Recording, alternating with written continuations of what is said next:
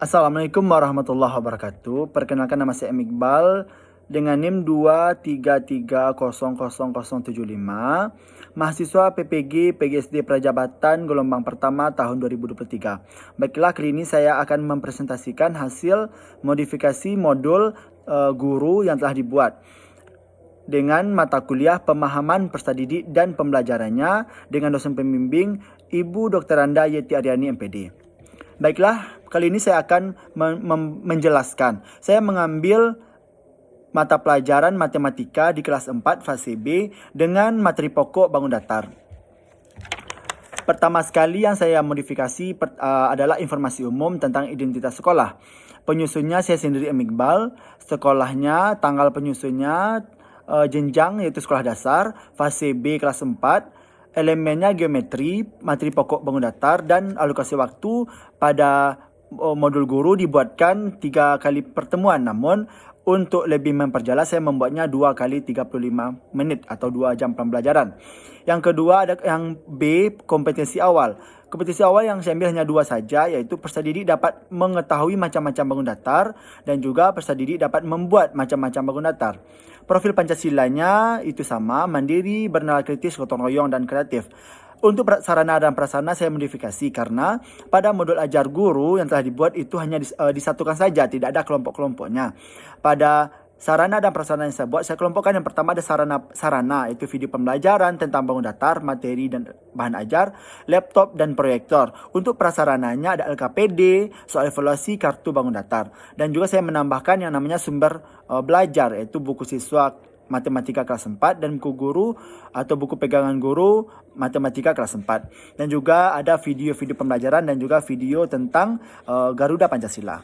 Target peserta didiknya itu sama, dan model dan metode. Untuk model dan metode ini saya modifikasi karena guru hanya menggunakan model tatap muka. Untuk itu saya mengambil model yang lebih menekankan kepada pemahaman bermakna dan juga sesuai dengan prinsip kurikulum, yaitu student center. Saya mengambil model pembelajaran yaitu PBL atau Problem Based Learning yang mengedepankan masalah dan peserta didik itu lebih berorientasi dalam menyelesaikan masalah dengan guru sebagai fasilitator saja. Langkah-langkah pada model pembelajaran PBL ini, yang pertama orientasi peserta didik terhadap masalah. Yang kedua mengorganisir peserta didik untuk belajar. Yang ketiga membimbing penyelidikan individu maupun kelompok. Yang keempat pengembangan dan penyajian hasil penyelesaian masalah. Yang kelima menganalisis dan mengevaluasi proses pemecahan masalah. Saya juga menggunakan metode-metode dalam pembelajaran agar pembelajaran yang saya gunakan dapat berjalan dengan lancar, yaitu metode diskusi, kerja kelompok, tanya jawab, dan penugasan. Yang kedua ada komponen inti, bagian A-nya. Untuk komponen inti ini, bagian A-nya ada capaian pembelajaran. Capaian pembelajaran adalah peserta didik dapat mendeskripsikan ciri-ciri berbagai bentuk bangun datar, ada segi 4, segi 3, dan segi banyak.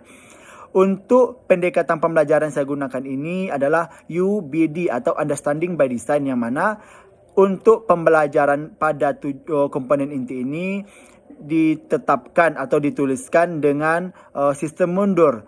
Guru pertama sekali menetapkan yaitu tujuan apa yang akan ditetapkan, tujuan apa yang akan dicapai. Setelah itu dengan apa tujuan itu dicapai, yaitu asesmen. Dan terakhir baru bagaimana langkah-langkah dalam mencapai tujuan tersebut.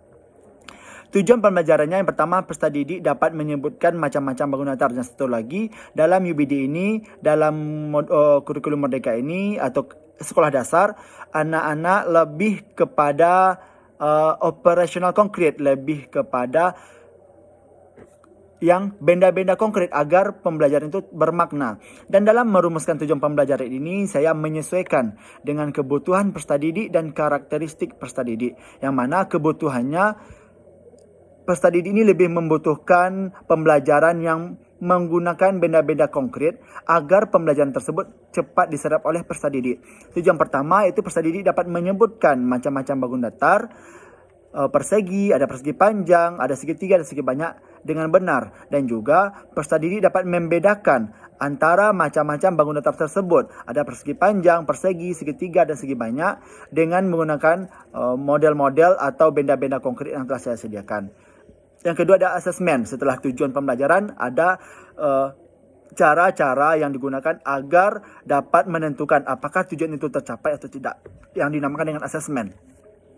Jenis asesmen yang saya gunakan ada 3, ada asesmen diagnostik, yaitu asesmen yang digunakan sebelum pembelajaran.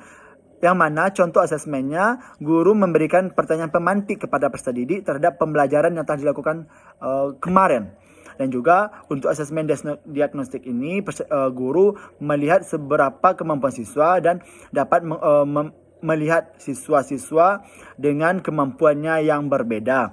Yang kedua, asesmen formatif, yaitu asesmen yang dilaksanakan selama pembelajaran, di mana bisa di awal, bisa di tengah, dan bisa di akhir. Contohnya seperti kuis, tanya jawab, diskusi, dan juga jurnal-jurnal harian atau jurnal sikap. Yang ketiga, asesmen sumatif, yaitu asesmen yang digunakan pada akhir pembelajaran seperti ujian tengah semester dan ujian akhir semester. Dan juga bentuk-bentuknya asesmen diagnostik ini tertulis, asesmen formatif ini performa, dan juga tertulis seperti latihan-latihan dan penugasan. Asesmen sumatif ini tertulis. Yang selanjutnya ada pemahaman bermakna dan pertanyaan pemantik yang dipertunjukkan agar peserta didik apakah mengetahui atau menggali seberapa pemahaman peserta didik terhadap materi yang akan diajarkan. Dan baru yang selanjutnya ada kegiatan pembelajaran. Dalam kegiatan pembelajaran ini ada kegiatan pendahuluan dilakukan selama 10 menit. Peserta didik menjawab salam dari guru dan merapikan tempat duduknya. Peserta didik membaca doa sampai nantinya ada peserta didik menyanyikan lagu Profil Pancasila dan Garuda Pancasila. Untuk kegiatan inti dilakukan selama lebih kurang 45 menit sesuai dengan model yang telah saya tetapkan, yaitu PBL, Problem Based Learning. Yang pertama ada orientasi pada masalah. Dengan hal yang pertama saya lakukan pada tahap 1 ini, peserta didik mengamati video pembelajaran yang telah saya siapkan, yaitu mengenai macam-macam bangun datar. Yang kedua, peserta didik menyimak macam-macam bangun datar, dan peserta didik di stimulus pengetahuannya, dan daya analisis di stimulus ini maksudnya dirangsang sejauh mana pengetahuan dan ingatannya terhadap video yang telah ditayangkan. Tahap kedua, mengorganisasikan peserta didik. Yang pertama, bagian pertamanya, peserta didik dikelompokkan menjadi beberapa kelompok. Kalau saya kemarin ada 4 kelompok. Peserta didik menyimak penjelasan dari guru terlebih dahulu terhadap video yang telah ditayangkan, dan peserta didik mengerjakan LKPD yang telah disiapkan oleh guru. Yang ketiga, membimbing penyelidikan. Peserta didik ini menyelesaikan atau mendiskusikan masalah-masalah yang ada di LKPD secara bersama. Peserta didik mendiskusikan dan mencari jawabannya, dan juga guru sebagai fasilitator. Yang keempat, mengembangkan dan menyajikan hasil karya, yaitu berupa presentasi. Setelah peserta didik ini mengerjakan LKPD secara bersama, nantinya guru akan memanggil setiap kelompok ke depan, terutama kelompok mana yang tercepat, untuk menyampaikan hasil diskusinya secara bersama. Dan yang terakhir, menganalisis dan mengevaluasi proses pemecahan masalah. Nah, di sini peserta didik bersama guru menanggapi hasil dari presentasi teman. Peserta didik diberikan pujian dan reward terhadap kemauan dan keinginan yang telah ia lakukan terhadap presentasi. Yang selanjutnya, peserta didik mendengarkan penguatan dari guru. Yang terakhir, peserta didik bertanya jawab dengan guru terhadap kesulitan. Dan ada kegiatan penutup, itu selama 15 menit lebih kurang ya. Yang selanjutnya ada refleksi. Di sini saya membuat refleksi terhadap peserta didik, bagaimana perasaannya setelah belajar dengan saya terhadap materi bangun datar ini. Ini dipertunjukkan nantinya untuk saya merefleksi kegiatan-kegiatan pembelajaran yang telah saya lakukan. Apa kekurangan-kekurangan yang saya temukan akan saya perbaiki nantinya di siklus selanjutnya. Seperti pertanyaan refleksinya, apakah pembelajaran ini menarik? Apakah bagaimana perasaannya belajar dengan Bapak? Dan juga apakah anak-anak telah memahami pembelajaran dan apakah mengerti dengan soal-soal yang telah diberikan. Dan juga pada kegiatan pembelajaran tadi yang akhir, saya memberikan yang namanya soal evaluasi untuk melihat seberapa jauh pemahaman siswa terhadap materi yang telah saya ajarkan. Refleksi guru ini, guru akan melihat seberapa banyak peserta didik yang masih kurang paham, yang masih banyak diam, yang tidak bisa diam, banyak nantinya untuk direfleksi di siklus selanjutnya. Ada pengayaan dari remedial dan lampiran. untuk lampiran-lampiran di sini saya cantumkan. Namun pada modul yang telah dibuat guru telah dicantumkan, namun kurang lengkap menurut saya. Di sini lampiran pertama ada bahan ajar, yaitu materi tentang bangun ajar, ada pengertiannya, ada sifat-sifat segitiga dan segala macam. Yang kedua ada media. Media saya gunakan di sini saya cantumkan, namun pada modul guru itu tidak dicantumkan. Itulah modifikasi yang saya lakukan. Ada LKPD. LKPD yang dibuat oleh guru itu telah bagus, namun tidak adanya perintah soal, perintah atau petunjuk pengerjaan LKPD agar mempermudahkan siswa atau peserta didik dalam mengerjakannya, itu belum ada. Namun dalam LKPD yang saya buat itu telah ada tujuannya, ada petunjuk-petunjuk memudahkan peserta didik dalam mengerjakan LKPD. Di sini saya juga menuliskan asesmen. Dalam modul guru itu belum lengkap asesmennya.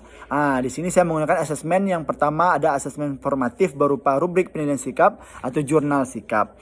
Yang kedua ada asesmen formatif yaitu berupa latihan, yaitu kisi-kisi soal evaluasi juga saya lampirkan di sini.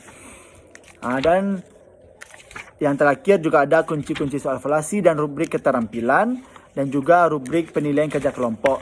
Dan di sini juga ada glosarium dan daftar pustaka. Glosarium ini akan membahas mengenai kata-kata sulit dan diartikan nantinya pada glosarium, dan daftar pustaka, rujukan-rujukan saya dalam membuat modul ini. Baiklah, sekian hasil presentasi saya mengenai modifikasi modul ajar terhadap modul yang telah dibuat oleh guru, yang mana fungsinya untuk memberikan penguatan, untuk memberikan penyempurnaan terhadap modul yang telah diberikan. Namun modul yang telah dibuat guru itu telah baik, saya hanya memberikan modifikasi untuk penyempurnaan saja. Baiklah, itu saja presentasi dari saya. Saya akhiri. Assalamualaikum warahmatullahi wabarakatuh.